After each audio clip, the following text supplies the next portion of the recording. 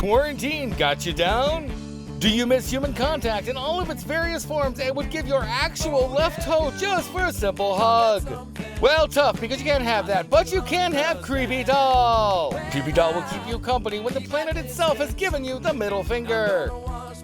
Creepy walks, talks, cries, pees, poops, and on occasion drinks the blood of its victims.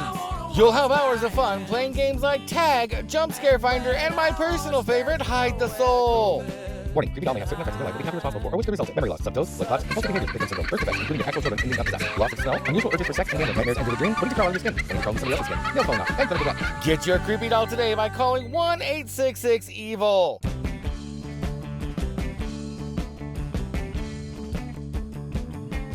Oh yeah, you talk about something I think you'll understand when I keep my distance. Please tell me you have that Treasure Island script I asked for. The higher-ups are getting a little antsy. And they want to get started on it a week ago last Tuesday. I need that script.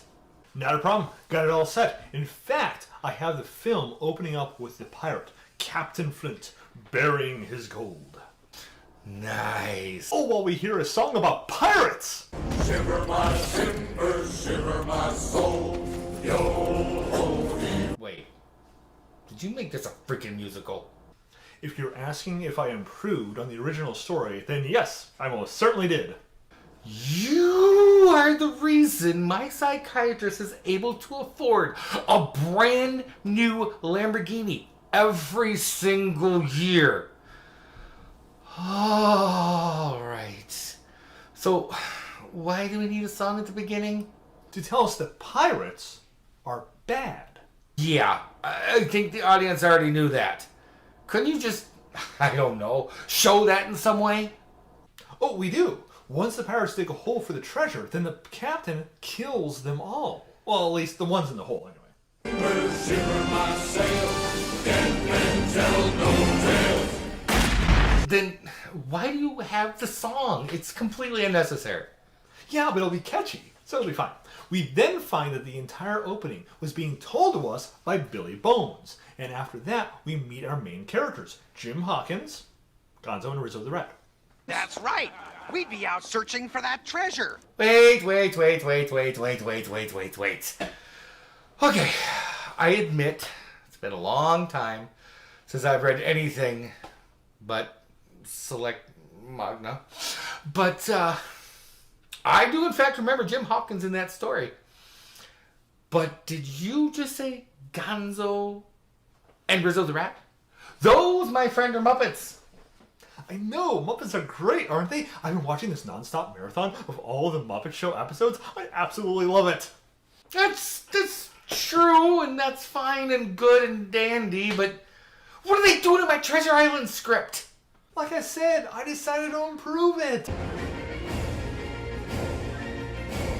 So, Jim Hawkins talks about how he wishes he could find the lost treasure, while Gonzo gives us a Star Trek reference. Sailing the seven seas on a 5-year mission, boldly going where no man has gone before. Say, that's catchy. Those Muppets do love their pop culture. You love to give me large fields of sun-ripened bull excrement, because that is what this whole pitch has been so far. Bull excrement. Steamy, stinky bull blob. There's no way that this story's going to work with Muppets in it. Of course it will. You'll barely even notice they're there. Every man on board will have killed his mate. So, we find out that Jim Hawkins is an orphan who is working and staying at the inn, which is owned by a woman named Mrs. Bloveridge. Hold the phone. Why is he an orphan? In the book, both of his parents are quite alive and well at the beginning. And in fact, they own the inn. Why does some random woman own it instead? Because then she can be drunk all the time and make messes. She blames on her main characters. It's so funny. We're drunk again, are you? Boys, look at the state of this place. I'm going to go out on a limb and say that this adaptation of yours, it's not going to be overly faithful to the book, is it? Of course it is. Alright, then what happens next? Jim, Gonzo, and Rizzo sing about how much they wish they could go on an adventure. When I could be an explorer, Sure you could. sailing off to distant lands. Of course, another song. It's been like 5 minutes, hasn't it? Afterwards, they get a visit from Blind Pew, who gives Billy Bones the black spot. See, I told you, just like the story. Billy Bones, it's me, Blind Pew. We want you to have this. Uh-huh. And does the black spot have the words, "You have till 10 p.m. tonight," written on the back of it? Well, no. Billy just explains that the black spot is a pirate death sentence. In the book, it is a pirate summons. If he doesn't show up by the appointed time, they come after him. Okay, you know what? I'm not even going to ask about the book. It's obvious that you either A, didn't read it, or B, were drunker than usual when you did. Either way, you have a script and I need a movie. So, as much as I'm going to regret this, tell me how your vision of the story goes. Sure. So Billy decides to run away, but gets so worked up that he dies. And no one-legged son of a bilge-rat will... Captain Bones! However, just before he has his final breath, He died? And this is supposed to be a kid's movie. he gives the treasure map he spoke about every night to Jim so that Jim can find the treasure. And that's it. We're just going to leave. We are standing in a room with a dead guy. They were, but then Pew returns with a whole bunch of pirates to get Billy to tell them where the map is. I have a feeling. Wait. No, it's more than a feeling. It's a premonition. Something stupid is about to happen. This gun is useless! You lost all the bullets! Well, you're losing the powder.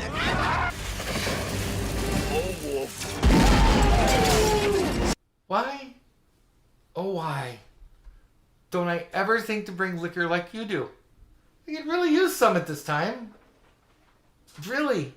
You got any extra? Oh no, I'm down to my reserves. After this flask, all I have at home are 2 bottles of whiskey, a cask of rum in the basement, and some really old wine that may or may not be vinegar at this point. Not sure. Get on with the story so I can go find a liquor store. So, having escaped with the map, they need to get a boat. The guy they're looking for isn't available, but luckily his rich half-wit son is. I'm gonna take a wild stab in the dark. He's played by a Muppet. Yeah, how'd you guess? It's Fozzie Bear. Well, gentlemen, this is definitely a genuine bona fide treasure map. Had a feeling. So, making him a half-wit is supposed to explain why he's gonna give them a boat. But, beyond that, you are gonna be subtle, right? I mean, you're not gonna make him too stupid or crazy. Of course. I made it subtle. Very subtle, yeah. Ocean? Ocean? Ocean? You know, the ocean, the big blue wet thing. Oh, the big blue wet thing! Yes! Good! They get their boat. So other than the main characters and Fozzie, who else is going on this journey? We also meet the first mate, played by Sam Eagle, and we are introduced to the cook, Long John Silver. I'm afraid we shish kebab and barbecue stowaways on this ship.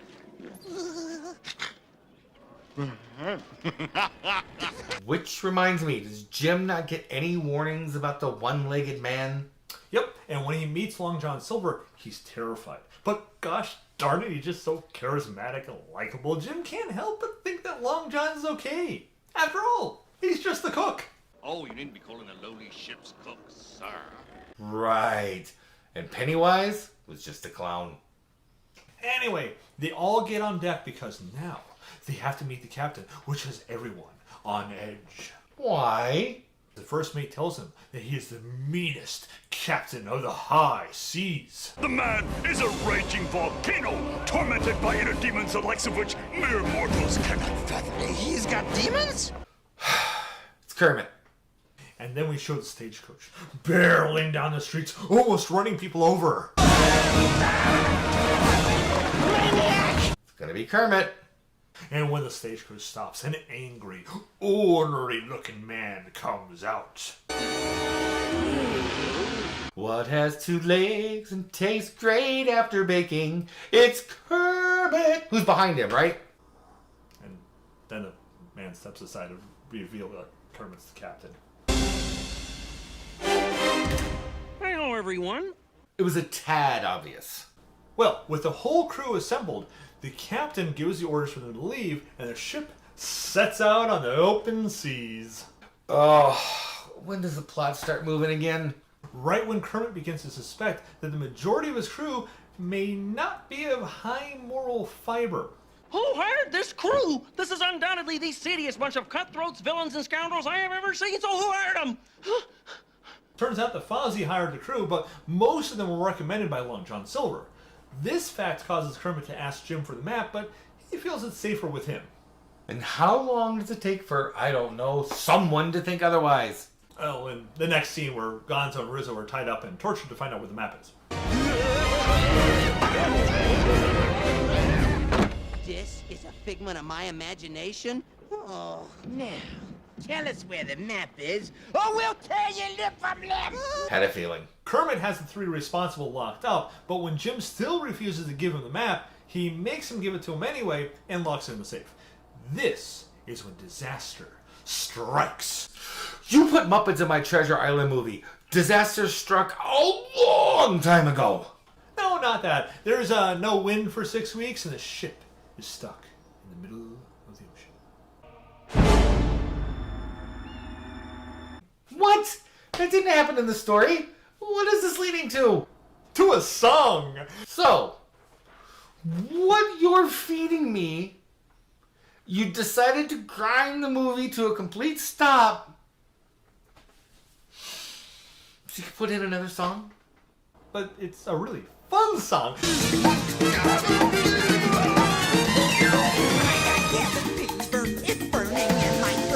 We've got cabin fever. Can we please get back to something at least resembling a plot line? Well, now the music begins to clue us in that Long John may not be the reputable person he's been claiming. Really? You don't say. Next thing we know, John is convincing Sam Eagle, the first mate, to get in one of the lifeboats and use very sneaky tactics to steal his keys from him. Oh, yes, sir. Oh, sir. Is there anything I can hold for you for safekeeping? Your hat, your coat, your keys? My keys, of course. I doubt your idea of sneaky in this movie is going to represent any definition I'm going to find in any dictionary ever written any place at any time. The next day, everyone is convinced that the first mate went overboard, and during the funeral, the pirates steal the map. But more importantly, Gonzo and Rizzo are eating all the apples. This apple has a worm in it. That's not a worm, that's my tail. Finally, the plot is going somewhere. And you did it without a song. Hey! Oh, God. Don't tell me. Long John then sings a song about being a pirate to get Jim to join them. You're always in the best of company.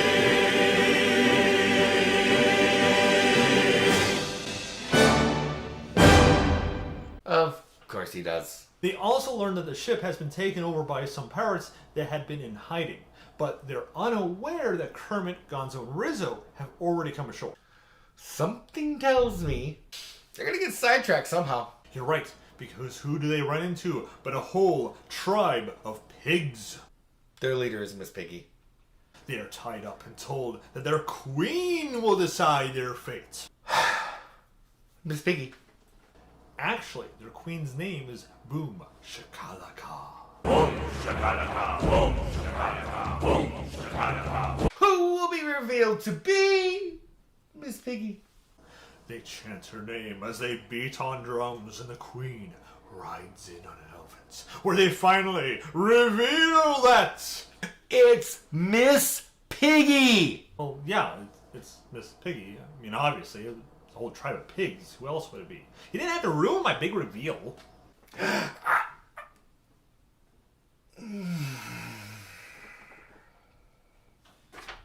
Miss Piggy is pissed at Kermit, as usual, as always, but takes him away to talk and leaves Gonzo and Rizzo, implying that they're going to be cooked by the Swedish chef. First in the mochi, then skewer the mochi.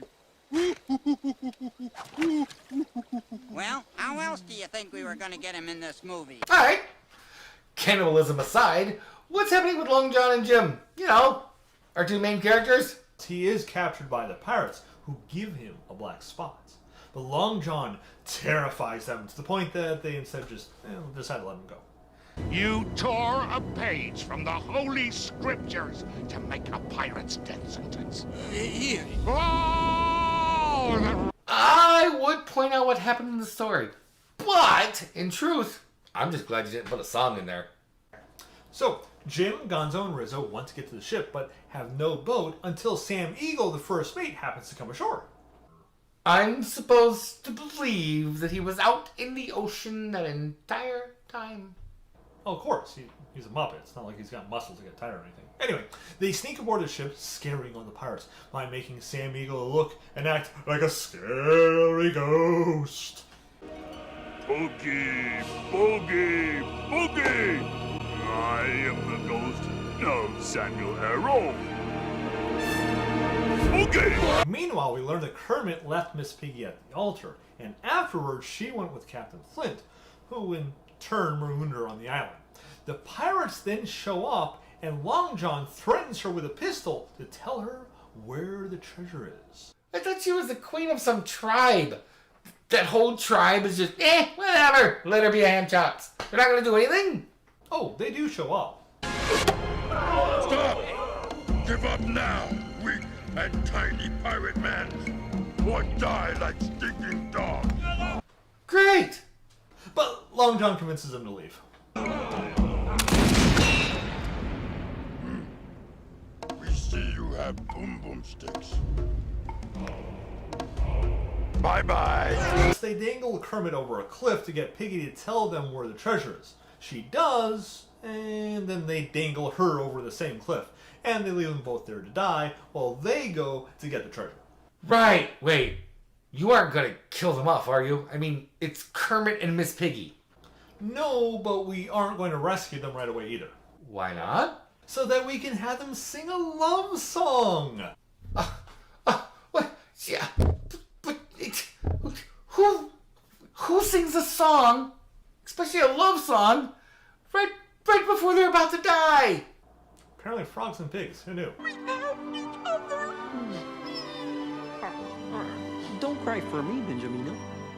Pardon? Was I dumb or was I blind? Anyway, during the song, Long John and his crew find the treasure, and Jim brings the boat in just in time to rescue Kermit and Miss Piggy. Are you going to at least have the pirates and the crew fight at the end? Finally? Yep, they all fight, and in the end, Kermit has to fight Long John.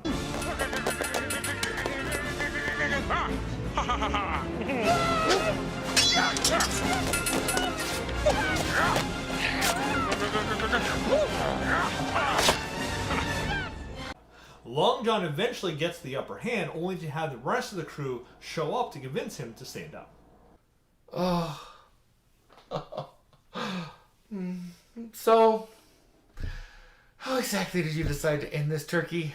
The best way. You see, Long John is captured and thrown in the brig, but it turns out no one thought to frisk him, and he still has the keys.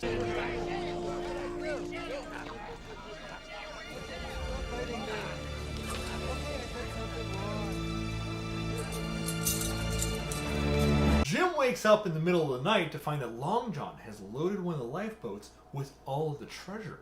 So you're going to end it with Long John Silver getting the treasure. Hey, I'm not done yet. Jim wants to blow the whistle on him to wake the crew and stop him, and Long John wants to shoot Jim to stop him from blowing the whistle. But in the end, he just can't bring himself to kill Jim because of how honest and pure he is, and Jim can't blow the whistle on him because Long John had been like a father figure to him, before he learned he was a pirate. Which brings me back to my former question. You're gonna let the bad guy get away with the treasure? Well, he does leave, but it turns out that lifeboat was unsafe.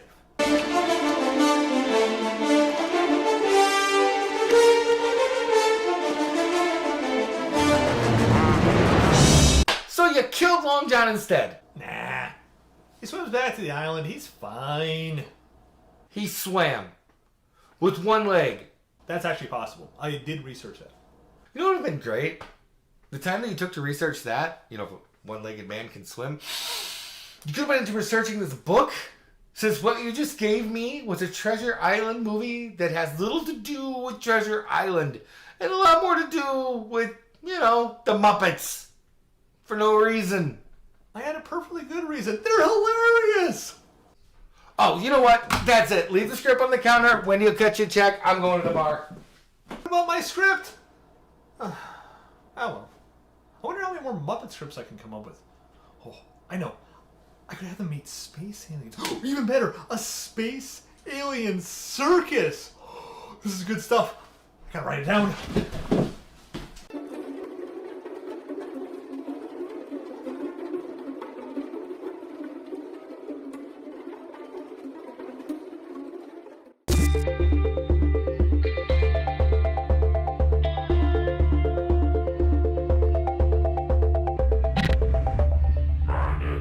ManicExpression.com